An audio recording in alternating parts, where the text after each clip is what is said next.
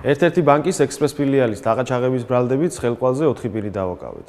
ამოღებულია ბანკიდან წაღებული თანხის დიდი ნაწილი და დანაშაულის ჩადენის იარაღი, როგორც მიმტკიცება.